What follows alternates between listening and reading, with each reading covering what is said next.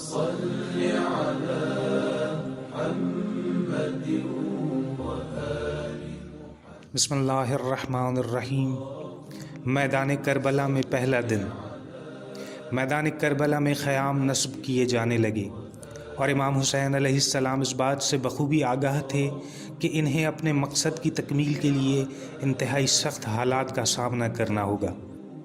جب ابن زیاد کو یہ خبر ملی کہ حر نے امام حسین علیہ السلام کے قافلے کو کربلا میں روک دیا ہے تو اس نے عمر ابن سعد کی سربراہی میں 4000 افراد کا ایک لشکر روانہ کیا۔ آن حضرت صلی اللہ علیہ وآلہ وسلم نے عمر ابن سعد کے بارے میں فرمایا تھا کہ یہ ان لوگوں میں شامل ہوگا جو دنیا کو اپنی زبان سے ایسے چاٹتے ہیں جیسے گائے زمین کو۔ عمر ابن سعد اپنی بزدلی، کمزور عقیدے اور اقتدار کی ہوس کی لالچ میں مشہور تھا۔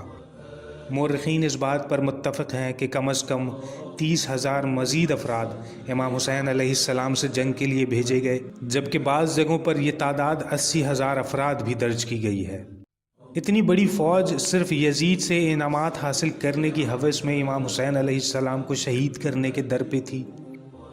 بعد میں آنے والے کئی دنوں تک امام حسین علیہ السلام اور عمر ابن سعد کے درمیان مذاکرات ہوتے رہے، لیکن ہر مرتبہ اس کا مطالبہ صرف یہی تھا کہ جنگ بندی کا واحد راستہ یہ ہے کہ امام حسین علیہ السلام یزید لعین کی بیعت کر لیں۔ عمر ابن سعد نے یقین دلایا کہ اگر امام حسین علیہ السلام یزید کی بیعت کر لیں تو دنیا کی تمام آسائشیں آپ علیہ السلام کے لیے مہیا کی جائیں گی، مگر امام حسین علیہ السلام اپنے نظریے پر ثابت قدم رہے اور آپ علیہ السلام نے فرمایا، میں کبھی بھی ایسے شخص کی حمایت نہیں کروں گا جو اپنے قول و فعل سے اللہ کے احکامات کی نفی کرتا ہے اور اللہ پر ایمان نہیں رکھتا۔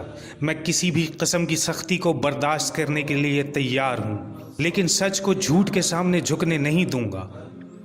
7ویں محرم کو عمر ابن سعد کو حکم ملا کہ امام حسین علیہ السلام کی فوج پر پانی بند کر دیا جائے۔